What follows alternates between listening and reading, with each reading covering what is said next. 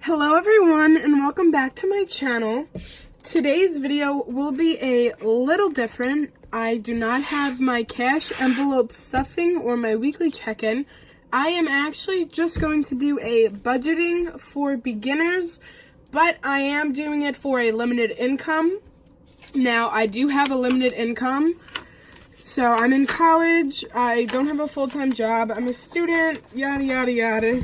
So I feel like this is, because not everyone, I don't have big expenses. I don't have rent, I don't have children, so I don't have huge expenses that I have to pay. So I'm doing this for people that have a limited income or other people in college. I know that was a hard thing for me when I was first getting started, was I was basing my budgeting off of like shape budgets. Mama's got a budget.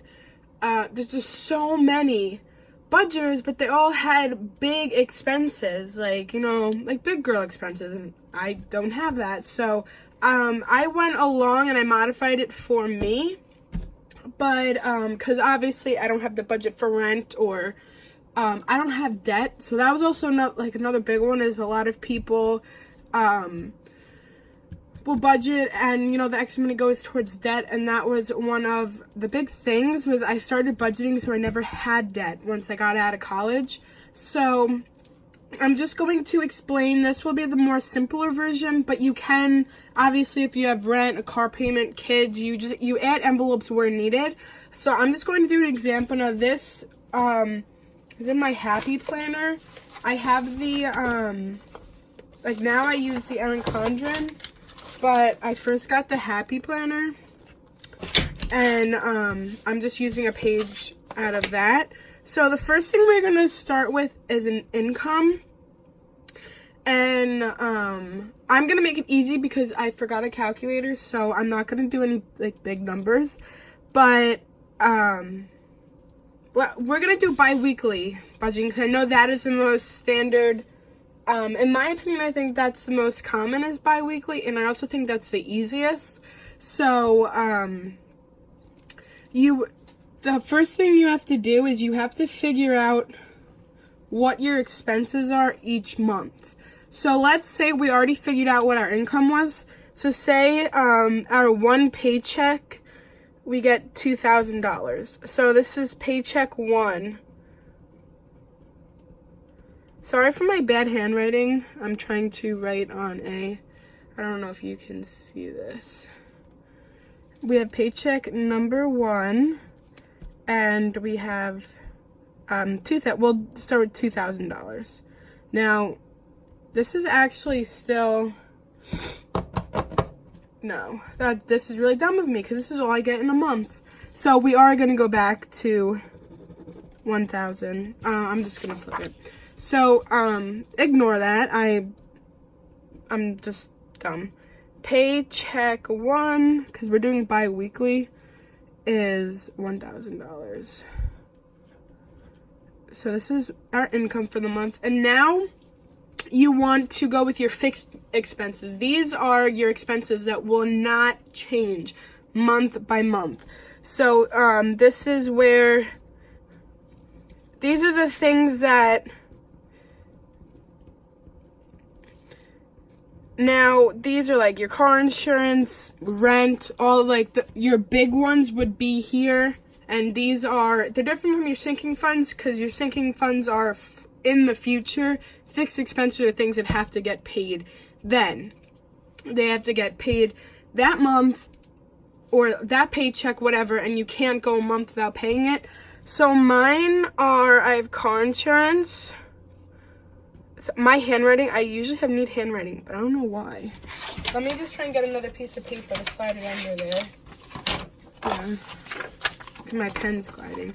Let's say our car insurance. Now this, we're gonna break this down first monthly, because you want to figure out what your expenses are every single month, and then you divide it down into your paychecks. Now I know a lot of people, they'll pay, say, a full expense under a paycheck. I just like to split everything. I get paid weekly, so I split all of my expenses into 4.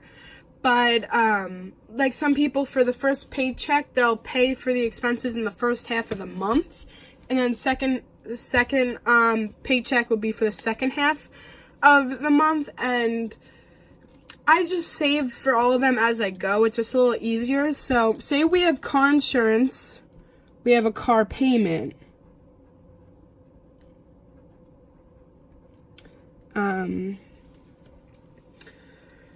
I'm trying to think of my other ones that are here. I don't know why I can't think of this. We'll do like I don't know, just say like we'll do a smaller rent. Because now my expenses are a lot more just because I live in a really expensive area. So each month, I can't speak today. Each month I get right around $2,500 part-time every month. But I know in some places, like cheap, like Shea budgets her rent's only like $500 a month or something around there. Now, for us, $500 would not even get you to rent a bedroom in a house. To rent an apartment, it's right around like $2,000 to rent an apartment. So these are, I'm not going off of my prices here where I live. I'm just gonna go everywhere because I know like some people rent an apartment for cheaper. They rent a room in a house. So say we have our student loan. So now I actually do pay my student loan while I'm in school, but it's so minimal right now. Yeah, because I have the option to pay while I'm in school, and I'm paying my interest now. So it's right around, I pay like $100 every month. It's so small.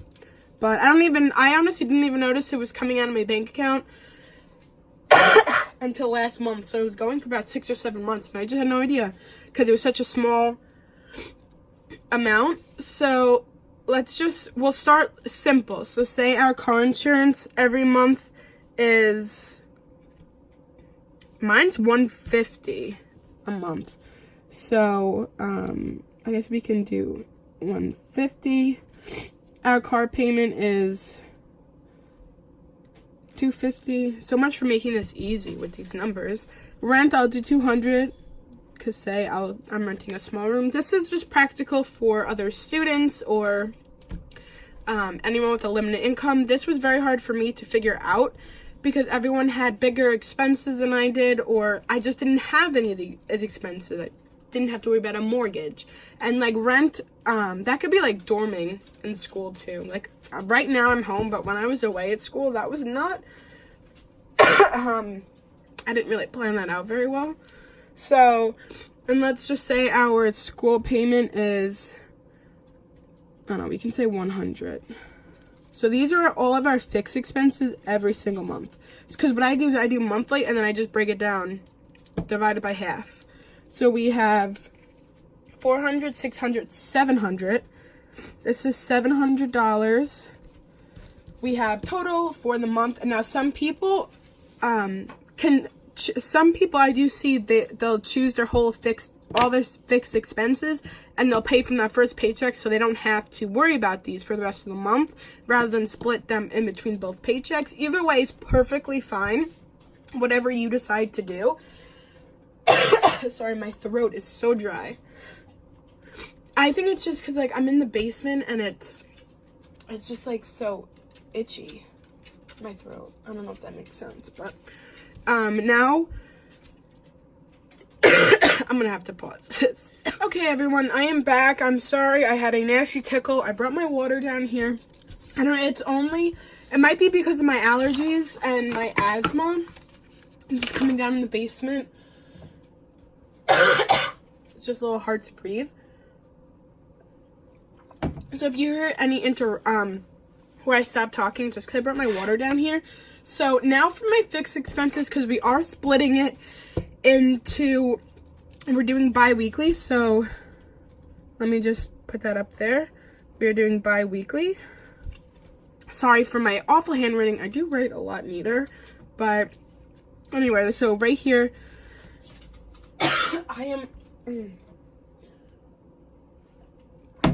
Our car insurance is $75 when we split it in half.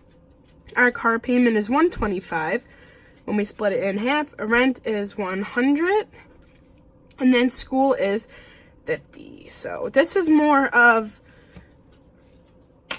oh my god. I don't know what I'm gonna go get a cough drop. I'll be back once again. I'm sorry about that again. I am back once again, and if my throat acts up again, I'm just gonna call it quits because third time's supposed to be the charm. So after this time, if my throat's still bothering me, we're just gonna call it quits. So anyway, now I'm out of breath from running up the stairs. Now for half of, since this is monthly, what we want to come out of our first paycheck is half. So we're gonna add all this up, and it is $350. I'm so sorry. So it's $350. Now this is what we're gonna be. It's coming from this paycheck, and now we are going to do our cash envelopes and our sinking funds. So our cash envelopes. Now these and my sinking funds I just kind of mix together. These I do pay in cash, but at the end of the month, like, I don't put any extra money into the envelope, if that makes any sense. So for my cash envelopes, I'll do the ones that I have now because for a student, I believe they're the most practical because I have the same ones. Or I almost fell in the cough drop. So we'll have gas, eating out,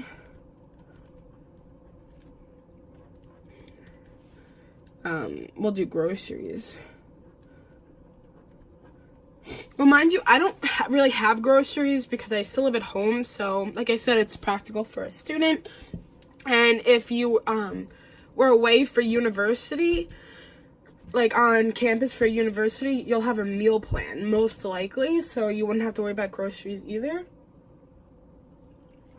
if you're living on campus.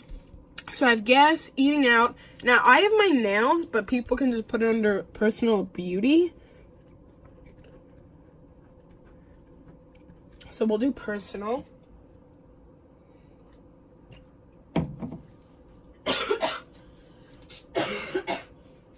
Okay, I'm back. We have our personal. We have clothes. We have clothes. We have gifts. I have the gym. So I have the gym. I have my stickers, but I don't really think how many people are gonna like have an elaborated planner like I do at my age. But I like being organized, so. And I just would prefer to make it cute. So I have gym. I have gifts. Oh, we can do car maintenance.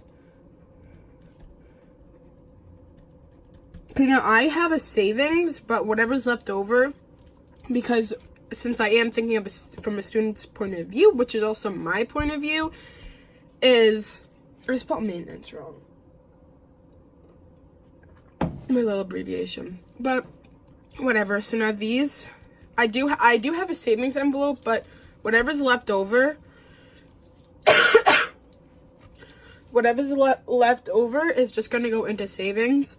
So for gas, let's say, because now remember, this is every month. So let's say we need $80 in gas a month. Whoa, I'm sorry. This is $80 a month, and let's say we do $100 for eating out a month, and we do $80 for groceries, because like I said, we don't have that much. $100 in personal. We'll do $40 in clothes.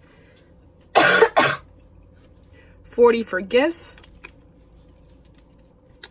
we'll do 20 for the gym, and then we'll do 30 for car maintenance. This is monthly. This isn't every week. I know I said that like a million times.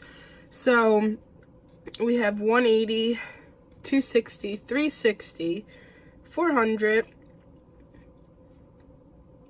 for, what can I think? 440, 460, 490. And if I'm wrong with these numbers, I know it's gonna be too late, but comment below, because there's some things I just never figure out. And even if my numbers are wrong, you kind of get the general gist of what's going on. Now we're gonna split this in half, because like I said, we have 2 paychecks. So gas will have 40 a week. Eating out, this is every other week. This is 50. Groceries will get 40. Now these are actually the same numbers that I use, but I break them down either further weekly. So it really doesn't make a difference. Personal is 50.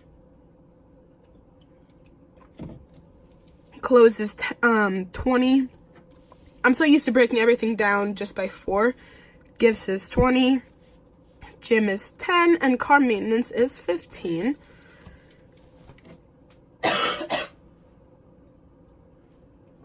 So now we're just going to add it up. We have 90, 130, 180, 200, 220, 230, 245. So now we have 245, and we add these together, and then that's like the minimum that we have to take out of the bank. So all together we'll have 595. We'll have 595, if I did that right. Yeah. 595 is what we have to take out of this $1,000 every single paycheck. And these numbers, honestly, they're accurate for me. Fairly accurate, actually, I'm not gonna lie. Yeah, these numbers are, I just split them down like one. I do it weekly just because, I don't know, I think eventually I'm gonna switch to bi-weekly. It's hard now because my job is weather dependent, and we've had awful weather lately, so I literally am like living paycheck, like not living paycheck to paycheck, but I'm not getting enough money that I can split twice a month. So now our whole expenses are $595, and we're going to subtract that from the 1,000, and with the 595, and we should have 405. And now with this money, it's left over. I know that's disgusting, but with the leftover $405, now if you were in a debt snowball plan, which I have no debt, so I guess this is why it's a little more practical for students or people on a limited income, is now this $405, whatever's left over after I do this, I just put in the bank. I'll just put it in the bank. I don't worry about it. And you just keep saving it from there. So now, like, I keep my envelope. Now for my cash envelopes, it does take a while for you to figure out what exactly you need. Like, my fixed expenses are the only things that haven't changed. The prices of them, just because the prices themselves don't change. Whereas, say if you find that $80 in gas isn't enough, then I'm so sorry, guys. I don't know what it is. I don't really know, like, what I'm breathing in to make my throat, like, on fire.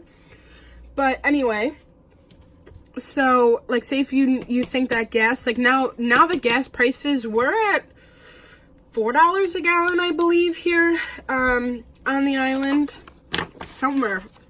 We're either at 4, like, just under 4. So this, my gas, I adjust to the price of gas, and mine's $120 a month, but I know some people, $80 a month is good.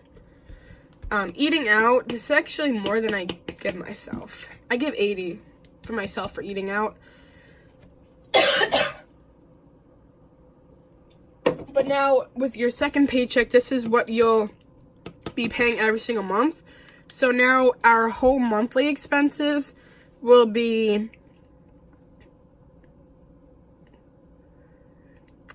let me think, 1,190. So this is our whole monthly expense. So if we have, this is monthly. I know I have everything circled. I'm sorry. This is how I think. Some paper scattered, this is how I think. But now we have $1,190 monthly that we put away. And now these you don't have to fill like like my gas, eating out, groceries, like those kind of have to be paid every month, but like if you don't have a gym membership, obviously you don't have to pay for it, or if you don't want to have an envelope for clothes, you don't have to put money in. So things like that you can omit from your plan, but say, because this is one paycheck. So after 2 paychecks, realistically, if this number works for you,